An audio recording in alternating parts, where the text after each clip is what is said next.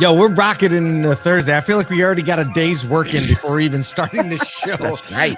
We're going to give a little Women's Day video recap.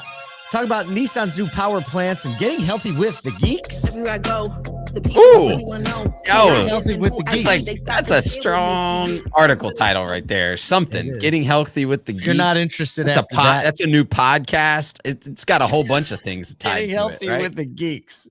I don't know who's subscribing to that. It's gotta be satire. Smash the sub button. Sounds like a Saturday Night Live skit. It really does. That's all I can think about. Oh man, if you haven't heard, the new Live Tonight segment in Arlington. Getting healthy with the Geeks. Oh, we're gonna do that. Well, speaking of, can we do that early in the show? Speaking of Arlington, April 5th, circle your calendars. We're bringing ASOTU Live Tonight to the Arlington Music Hall. It's going to be an awesome night with dealers and industry partners and people in the live studio audience and some amazing guests, some amazing production. We're bringing the amazing band from Nashville to be live in Arlington. So circular calendar. We're going to have information about how you can get tickets. We want to make it super accessible for everybody. It's very, like we're very close. So close. So close. So just, mark that on your calendar and all the information. If you don't want to miss anything, two things. You can just follow us on LinkedIn and hit the little bell so you get notifications. Or you can just subscribe to the email list, which is going to bring you loads of value aside from just notifications at ASOTU.com. Hey, Kyle, we added a little new section to the email this morning. I don't know if you caught did. That.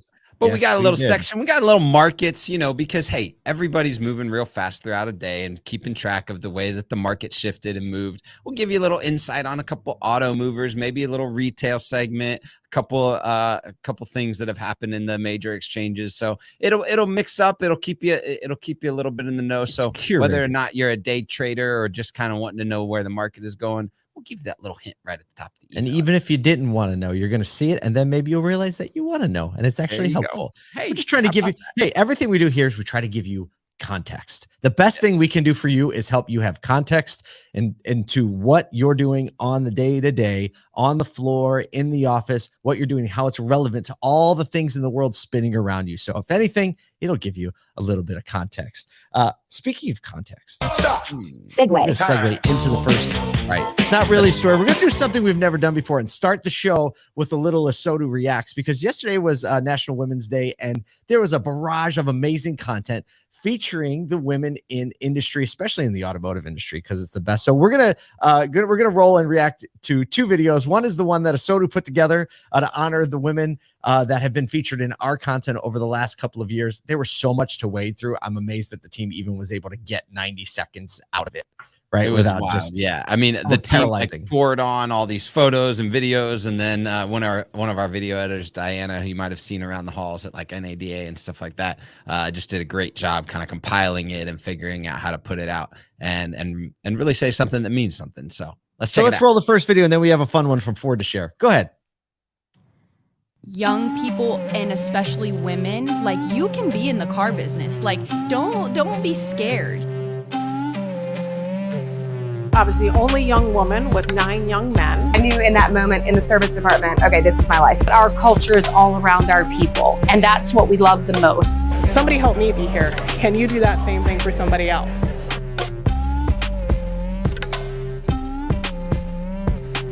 We want women to be confident buyers and smart consumers. And the sky's not the limit. Your mind's the limit. I fell in love with it, and I said, listen, if I could change my own life from being in this industry, and I knew that other people needed that same change, then that was going to be the beginning of it. The passion comes with people that look like me, talk like me, love me as I love myself.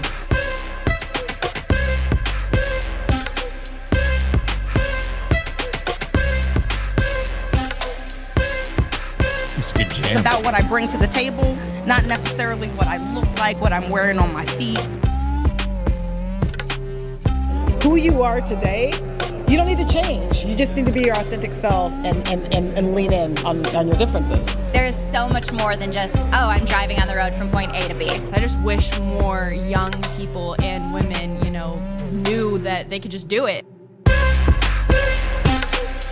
So just watching that video brings so many memories back from the events that we've had or being on the show floor. And if you're just listening and you couldn't see it, whenever there was music, just music and not someone talking, it was just blasting through images of women just doing a great job in automotive. And we just saw lots of smiles and just lots of community around the women that are really propelling the industry forward. So I don't know, Kyle, you didn't work on that project either. You just got to see it. I just got to see it, and it's really encouraging because I remember like back when I started in the car business, I think there were 2 women that worked at the dealership outside of the accounting department, and now you see at the dealership or at at industry partners just like a much more balanced approach to hiring and career growth. And I think it's kudos to so many of the women that have like called that out and said, hey, we're gonna provide a path for this. And it like you look at so a young lady named Morgan was the lady that said the opening statement close. And when we got the opportunity when we were in Palm Beach at MRC this year to interview her, we were like, yo, let her just tell the whole industry Next what gen it's all on about. fire, right? Yeah. We were about to just be running around the room with excitement. It was great. So, all right. The next video is actually from Ford, and this one had me rolling where they featured a faux product launch for a men's only edition of the Ford Explorer. So go ahead, Isaac, roll this one. For the first time ever, we've completely reimagined the automobile. So dramatic. Introducing the men's only Ford Explorer.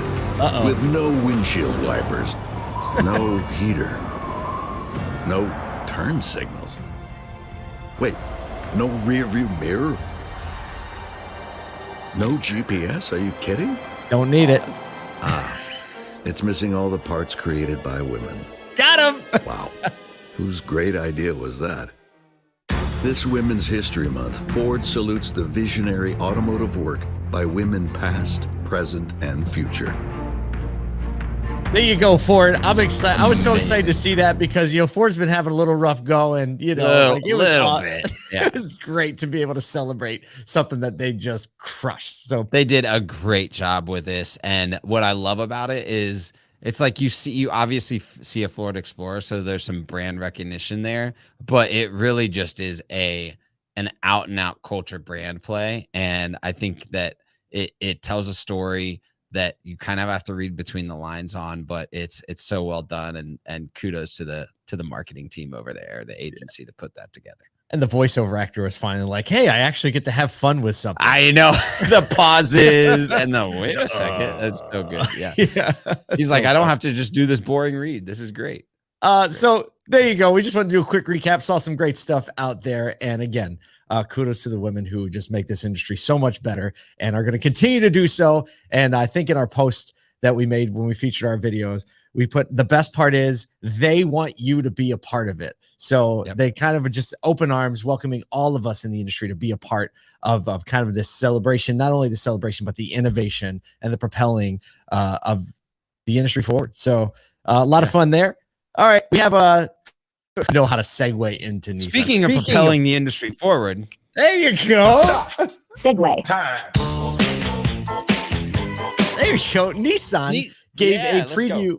Nissan gave a preview of its new EV powertrain technology at their global HQ yesterday, where the name of the game was reducing complexity. Their primary target is to reach parity. That's kind of like, an equality between the cost of its electric and gasoline powered vehicles. One of the cost cutting strategies is to use solid state batteries with cheaper materials such as nickel or cobalt. Sound familiar, Kyle? We've been hearing that a couple times.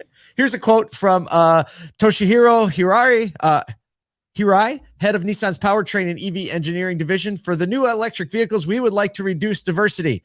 To which the PR department was like, I don't think we wanted to say it quite like that. Yesterday. They all were like, big sigh from the PR department. But what he actually meant was they wanted to reduce complexity and, all that stuff. Overall weight reductions also are going to reduce increased performance, such as driving in the snow. If you're in upstate New York, you realize the heavier your vehicle is, the harder it is to stop. Yep. But Nissan, remember, was one of the first players in the EV space with the Leaf and is expected to release a new version of that in 2026. And the company stated a goal of releasing 27 electrified models, including 19 all-electric vehicles by In the year 2030. No way. Unbelievable. So Yeah. here's the thing is I think that this proves the point that we still have a lot to learn about EV technology. You know, at this point, the Leaf, I think, came out in 2011. So they've been at it for what, 12 years at this point, and still going, okay, what's the battery technology that's going to have a long lasting future? There's OEMs definitely don't have the powertrain figured out, and are still trying to figure out exactly what is, you know, driving this vehicle, what's going to make the most sense for the widest amount of buyer personas, and you know, just lithium ion, solid state batteries. What type of materials are we going to be able to easily mine for and produce, and, you know, reduce emissions across the ecosystem, not just at, you know, the point of driving. So, you know, kudos to Nissan for continuing to seek innovation instead of just like digging their feet in. Yeah, I love that. All right. This is the last story. Speaking of continuing to seek innovation. That's true. Segue. It's so true. You gonna The give it to retail us? industry is continuing its push into the multi-trillion-dollar healthcare industry as electronics retail Best Buy, yes, Best Buy, announced a partnership with Atrium Health to provide and install devices enabling patients to get hospital care while staying at home. So Atrium recently completed the merger with Advocate Health, the fifth largest healthcare system in the U.S. with 67 hospitals and more than 1,000 healthcare offices across the state. So the way this will work is Atrium will buy the devices from Best Buy, and Geek Squad will then install them. So the Deborah DeSanto, the president of Best Buy Health, said, "We know Atrium Health was the right partner to help tackle the unique challenges within the care at home experience." So here's the thing, Paul, it makes a lot of sense because the care at home requires a lot of technology to be able to engage that person in the right time, in the right way, understand what's going on with their health. And so for a technology partner to be thinking, hey, we can help out with the healthcare side of things, I think is a really smart move. This is a great example of, I mean, Best Buy is a great example in general of someone who survived a rapidly and just an upending of the industry with retail electronics, right? They should not have survived because, you know, think of all the other companies that have gone out when Amazon came to play in direct order, electronics prices dropped, the margins disappeared. And all of a sudden, Best Buy has still emerged as a strong company by leaning into the things that make them competitive. Install in-home installs and the Geek Squad tech support, right? For all the people that need that service, right? And even you go in a Best Buy store now and you realize there's a whole lifestyle department where you can buy e-bikes. Like you can buy bikes, like those Super 73 electric bikes. You could buy all this wellness, and they're obviously leaning into more wellness. And now this is just, I guess, a logical extension of that. But more than that, and for this industry, it's like a reminder that you can make it if you're innovative and you're willing to think outside the box and look at what the consumer's doing and how you can contextualize what you're good at to contribute their life. Now, I will say they do have a health site. I don't know. It's Best Buy Health. I think it's health.bestbuy.com. And it's terrible. No. It's terrible because like the two, from a brand standpoint, the two don't match up. You see the Best Buy logo, like with the little discount ticket on it. And then it's like health. Yeah. Discount health. And it's cold and it's like blues and black and white pictures. You're like, this isn't making me feel alive and well, but I think they'll figure that out. But they'll figure that out. But the truth is, it's like, I think it's just a good lesson for us, right? It's why we talk about it. Yeah, it's a great lesson. I think that, you know, I was talking to a couple of people yesterday on Pitch Tank, and the way that automotive retailers are trying to figure out other verticals to find revenue. And this is, I mean, it's, even though it's a service-minded acquisition or partnership, it's also another revenue source for Best Buy, recognizing that their technology meets people in multiple different places. So think about all the places where we touch the consumer, from service to sales to parts to delivery to pickup to all of the things that a retail consumer might need to do. Automotive touches a lot of it. So think about where you can lean in. Sure does. Thanks for the comment, Roger. The consumer will always win in the end. That's true. And we believe that for us. We believe that for you. And we believe that you have an ability to impact your future as a result.